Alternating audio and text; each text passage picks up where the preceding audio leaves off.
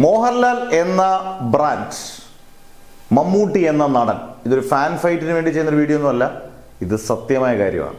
2000 മുതൽ നമ്മൾ ശ്രദ്ധിച്ചാൽ, അതിന് മുമ്പുള്ളതൊന്നും ശ്രദ്ധിക്കണം, 2000 മുതൽ ഇങ്ങോട്ട് ശ്രദ്ധിച്ചാൽ ശരിയാണ്, മമ്മൂട്ടിക്ക് രാജമാണിക്യവും പോക്കിരി രാജയൊക്കെ ഉണ്ടെങ്കിൽ പോലും, ബട്ട് 2010 മുതൽ ഇങ്ങോട്ട് ശ്രദ്ധിച്ചാൽ വേണ്ട, അതും വിട്ടിട്ട് നമുക്ക് 2020 മുതൽ ശ്രദ്ധിച്ചാൽ മോഹൻലാൽ വളരെ വ്യക്തമായി ഒരു ബ്രാൻഡിനെ സൃഷ്ടിക്കാനാണ് കൃത്യമായിട്ട് അദ്ദേഹത്തിന് പോകുന്നത്. അതിനെ കുറ്റം പറഞ്ഞിട്ട് കാര്യമില്ല.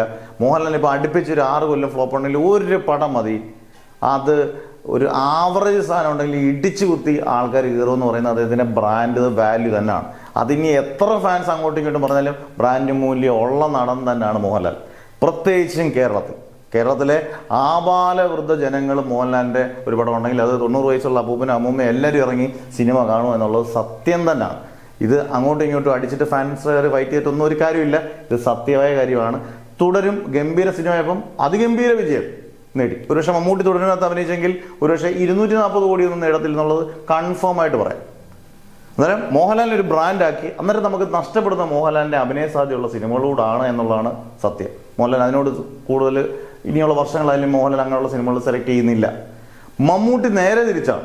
മമ്മൂട്ടി കമ്പനി തുടങ്ങുകയും മമ്മൂട്ടി കമ്പനിയിൽ കൂടുതൽ സിനിമകൾ വരികയും അദ്ദേഹം സ്റ്റാർ എന്നുള്ള പറഞ്ഞാൽ ഓട്ടോമാറ്റിക്കായിട്ട് അദ്ദേഹത്തിൻ്റെ രീതി അനുസരിച്ച്, ഇപ്പോഴത്തെ രീതി അനുസരിച്ച് കൃത്യമായിട്ടും വലിയ പ്രകമ്പനം കൊള്ളിക്കുന്ന തിയേറ്ററുകളെ ഭയങ്കര എൻ്റർടൈൻ ചെയ്യുന്ന സിനിമകളെക്കാട്ടിൽ കൂടുതൽ അദ്ദേഹം നടനെ എക്സ്പ്ലോർ ചെയ്യുന്ന സിനിമകളാണ് വരുന്നതല്ല, നമ്മൾ കണ്ടുവരുന്നത് അങ്ങനെ എല്ലാമാണ്.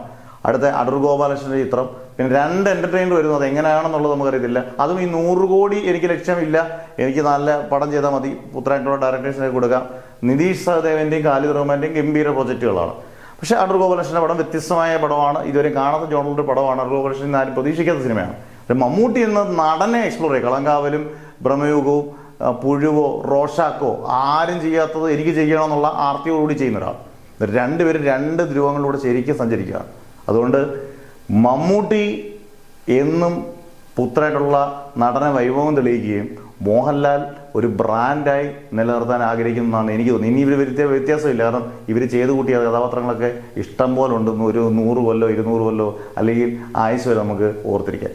എന്തായാലും അവരുടെ ഇഷ്ടത്തിനനുസരിച്ച് കഥാപാത്രങ്ങൾ ചെയ്യട്ടെ, മുന്നേറട്ടെ, രണ്ടുപേരും ഗംഭീര പ്രൊജക്റ്റുകളിലേക്ക് കയറട്ടെ എന്ന് നമുക്ക് ആശംസിക്കാം.